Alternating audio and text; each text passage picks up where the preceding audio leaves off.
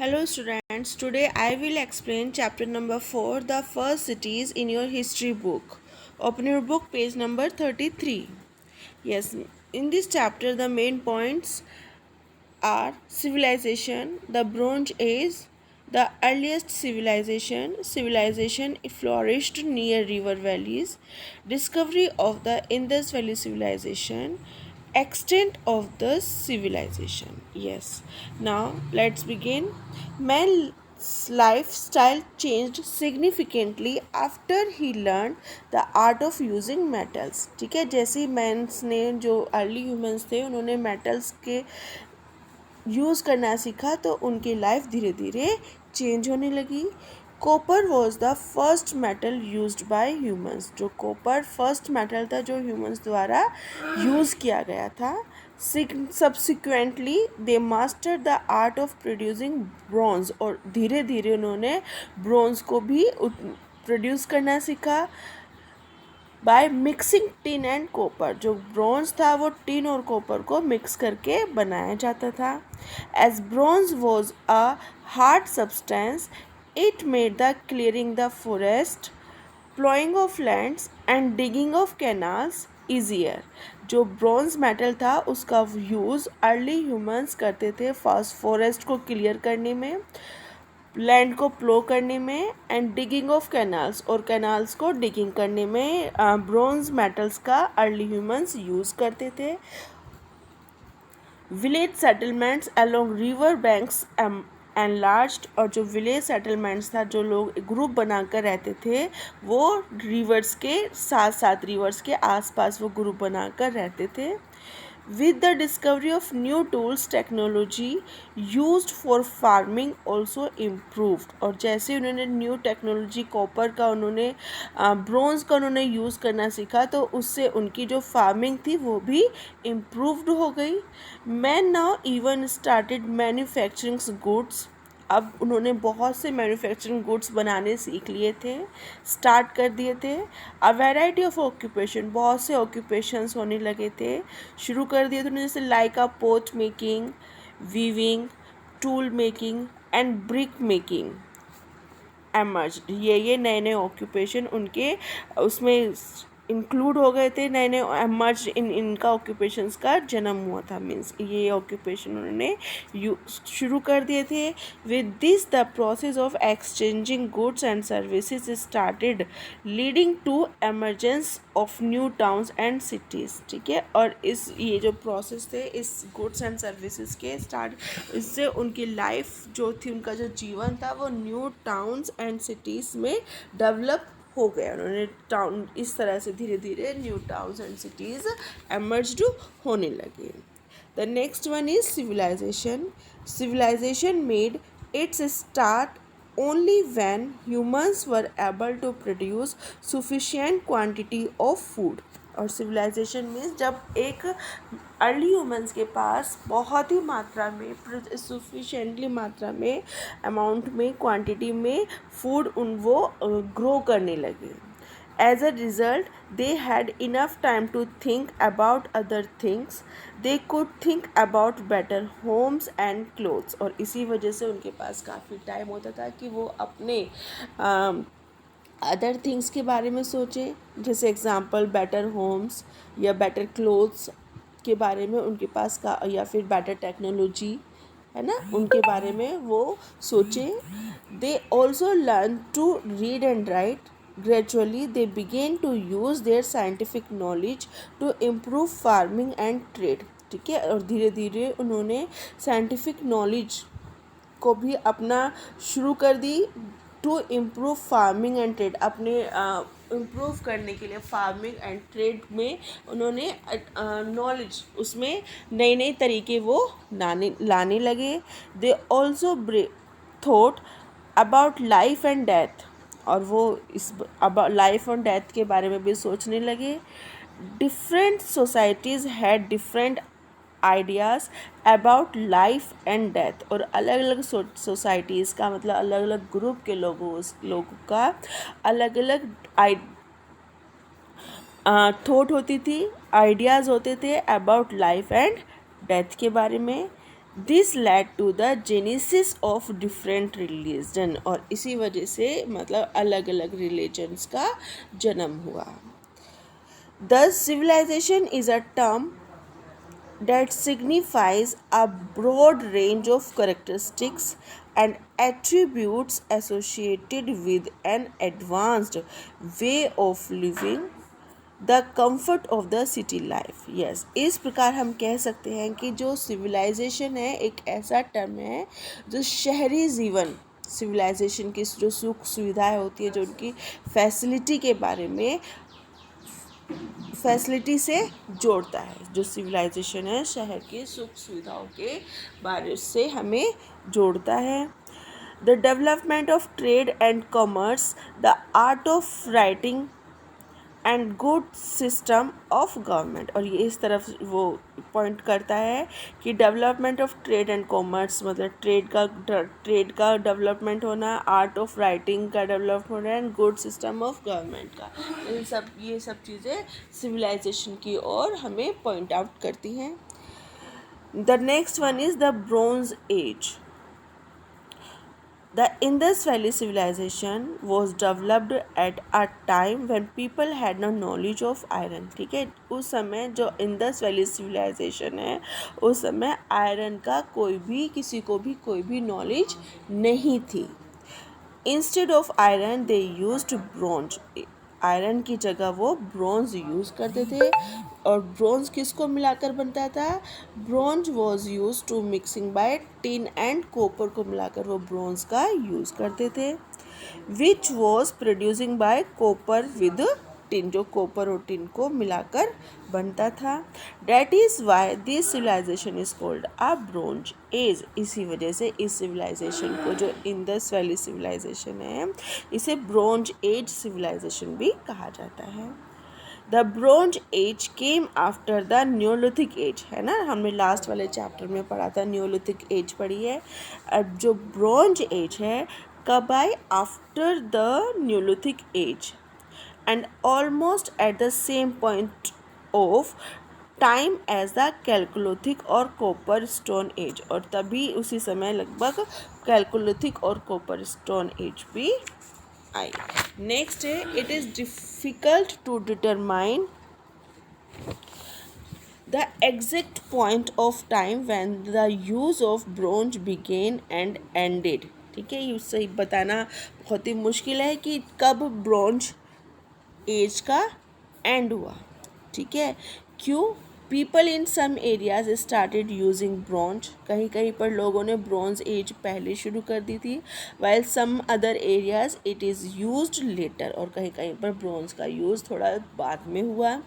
In some places it lasted for long, varies in some other places it lasted for a short period only. और कहीं पर उसका बहुत कम समय के लिए यूज़ हुआ, कहीं पर बहुत देर से यूज़ हुआ उसका. Sumerians in Mesopotamia. ठीक है, जो मेसोपोटामिया सिविलाइजेशन है उसके जो सुमेरियंस पीपल हैं present day Iraq and parts of Iran में are known to be the earliest among our ancient producers of who used bronze. ठीक है, जो Sumerians in Mesopotamia now in Iraq और Iran parts, सबसे पहले जो bronze का यूज़ किया था वो सुमेरियंस इन मेसोपोटामिया में हुआ था. The Chinese made use of bronze some time between. और चाइनीज़ में इसका यूज़ थोड़े बाद में हुआ. We may place the Bronze Age roughly between 3500 BC and 1500 BC. इसलिए हम ये कह सकते हैं कि रफली हम ये अनुमान लगा सकते हैं कि ब्रॉन्ज एज का जो ब्रॉन्ज का जो यूज़ हुआ था वो इस टाइम ड्यूरेशन के बीच में हुआ था. The next one is the earliest civilisation. सब जो अर्लीस्ट सिविलाइजेशन थी वो कौन कौन सी थी? Listen. All over the world the civilisation process began in the river valley. Yes, मैं आपको बता चुकी हूँ कि जो जितनी भी सिविलाइजेशन हुई थी, जो फर्स्ट सिविलाइजेशन हुई थी वो सारी ही रिवर के आसपास हुई थी. Four great civilisation developed some 500 years ago. These includes first one is the Indus Valley और हड़प्पा सिविलाइजेशन। जो पहली सिविलाइजेशन थी वो थी इंडस वैली सिविलाइजेशन, ठीक है, या फिर इस सिविलाइजेशन को हड़प्पा सिविलाइजेशन भी कहते हैं। क्यों? क्योंकि इंडस वैली सिविलाइजेशन का जो फर्स्ट इम्पोर्टेंट सिटी थी वो थी हड़प्पा सिविलाइजेशन, ठीक है, हड़प्पा। तो इसी वजह से इंडस वैली सिविलाइजेशन को हड़प्पा सिविलाइजेशन भी कहते हैं। The second one is Egyptian civilisation along the bank of the river Nile river. The Mesopotamia civilisation along the bank of the Euphrates and Tigris river. The fourth one is the Chinese civilization in the valley of the Hangho and Yangtze River. Now civilisation flourished near river valleys. अब जो civilisation है सारी वो river के पास ही क्यों florist होती थी, क्यों डेवलप्ड होती थी। The earliest civilisation came upon the bank of river. क्यों? क्योंकि उनको वहाँ पर the right abundant supply of water, है ना, क्योंकि उनको वहाँ पर वाटर की बहुत सारी मात्रा में वाटर प्रोवाइड मिलता था। Secondly the land near the river was extremely fertile. जो लैंड रिवर के पास जो लैंड होती थी वो बहुत ही ज़्यादा फर्टाइल होती थी। क्यों? क्योंकि वो अपने साथ वाटर के फ्लो के साथ साथ वो अपने साथ बहुत सारी सिल्ट को बहा कर लेकर आती थी और जिससे वो लैंड आसपास की जो लैंड होती थी वो बहुत ही फर्टाइल होती थी। Thirdly rivers could be use as means of transportation. और रिवर्स को वो ट्रांसपोर्टेशन में भी यूज़ करते थे। These were the main factors that supported the civilization of the Indus Valley, Mesopotamia, Egypt and China that flourished along the banks of river in their valley, है ना। ये 3 फैक्टर्स हैं जो ये बताते हैं कि जो इसी वजह से जितनी भी सिविलाइजेशन है वो रिवर के आसपास ही डेवलप हुई थी, आसपास ही फ्लोरिश्ड हुई थी। The next one is discovery of the Indus valley civilisation. जो सबसे पहली सिविलाइजेशन है वो है Indus valley civilisation. Originate in the fertile plains. कहाँ पर ये ओरिजिनेट हुई थी? In fertile plains of the Indus river. Indus river also Sindhu river भी कहते हैं। In the 3rd and 4th millennium BC सबसे पहली सिविलाइजेशन है ये Indus valley civilisation. It was best known for its 2 major city. और ये जानी जाती है अपनी 2 इम्पोर्टेंट सिटी के लिए। First one is Harappa and the second one is Mohenjodaro. 2 important city थी इस इंडस वैली सिविलाइजेशन की, which are located in modern day Pakistan now. और अब ये दोनों सिटीज़ पाकिस्तान में located हैं, which are located in modern day Pakistan. Beside these ancient civilization include urban centres. और इस सिविलाइजेशन एंशियंट सिविलाइजेशन में बहुत से अर्बन सेंटर्स भी लोग हैं, such as Dholavira, Kalibangan, Ropar, Bhirrana, Rakhigarhi, Lothal in modern day India, ठीक है। ये दूसरे सेंटर्स हैं उसके, अर्बन सेंटर्स हैं, सिटीज़ हैं उसकी। The next, and Lothal is the only city where dockyard facility has been discovered, ठीक है। जो एक्सकेवेशन हुई है उसके अकॉर्डिंग जो लोथल सिटी है उसकी, उसमें केवल वही एक सिटी है जहाँ पर डॉकयार्ड फैसिलिटी डिस्कवर्ड हुई है। The Indus valley civilisation included most of Pakistan, extending from Baluchistan to Sindh and extending into modern day states of Gujarat, Rajasthan, Haryana, Punjab in India, ठीक है। और इसके साथ साथ ये वाली जो अर्लीस्ट सिविलाइजेशन जो है ये इंडस वैली सिविलाइजेशन, ये यहाँ पर स्प्रेड हुई है, फैली हुई है, एक्सटेंडेड हुई है। कहाँ से कहाँ तक? Listen, the first extensive excavations at Harappa was started by Raj Bahadur Dayaram Saini इन 1921 जो आपका फर्स्ट इम्पोर्टेंट सिटी है ये हड़प्पा इन इंडस वैली सिविलाइजेशन की, इसकी जो एक्सकेवेशन हुई थी वो 1921 में हुई थी। बाय राज बहादुर दयाराम सैनी ने इसकी एक्सकेवेशन करवाई थी।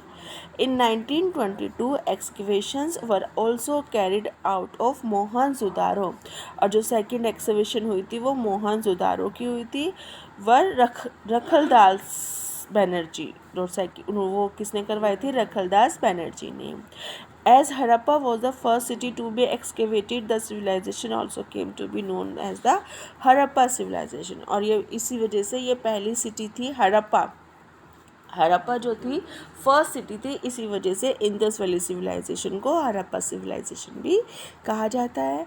The characteristics of most of the cities of this civilisation resemble those of Harappa, और जो मोस्टली सिटीज़ हैं आसपास की उनकी सारी जो वे ऑफ कल्चर है वो रिजेंबल करते हैं हड़प्पा सिविलाइजेशन से। The pottery found in almost every city is red and black ware, जितनी भी पोट्री वहाँ पर फाउंड की गई है सारी ही रेड एंड ब्लैक कलर की है। These and other artefacts help us to form an idea about the people of the Indus valley civilisation, और जितने भी आर्टिफैक्ट्स हमें एक्सकेवेशंस में मिले हैं वो सारे ही आइडियाज़ बताते हैं about the people of Indus valley civilisation के पीपल्स के बारे में, वो हमें बताते हैं। The civilization flourished roughly between 2500 to 1500 BC, that is about 3500 to 4500 years ago. At some places it's extended beyond this time period, और कहीं कहीं पर ये टाइम पीरियड और भी बढ़ता चला गया है।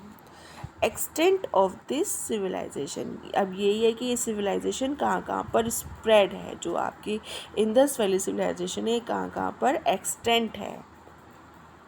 Listen, excavations have revealed that the Harappa civilisation was spread over a very wide area. जो एक्सकेवेशन के दौरान ये हमें रिवील्ड हुआ है कि जो हड़प्पा सिविलाइजेशन है बहुत ही बड़े एरिया में स्प्रेड हुई है। It covered two parts of Punjab, Sindh, Balochistan, Gujarat, Rajasthan and the fringes of western UP। ठीक है, इसने बहुत पंजाब को, Baluchistan, Sindh, Gujarat, Rajasthan and the fringes of western UP, ये वेस्टर्न यूपी के बॉर्डर पार्ट तक भी ये फैली हुई है। It extends from Jammu in the north में Jammu in the north to Narmada estuary in the south, and from the Makran coast of Balochistan to Alamgirpur in the Meerut district in the north east की तरफ से ये यहाँ पर इन areas में extend हुई है। Many sites have also found in modern day Afghanistan, Balochistan and Iran, और बहुत सी इसकी साइट्स जो हैं इन एरियाज़ में भी, इन कंट्रीज़ में भी फाउंड है, जो modern day in Afghanistan, Balochistan and Iran में भी। यस, नाउ बेटा नेक्स्ट पॉइंट्स मैं नेक्स्ट मीटिंग में क्लियर करूँगी। I hope all of you understand the topics these I explained. Thank you.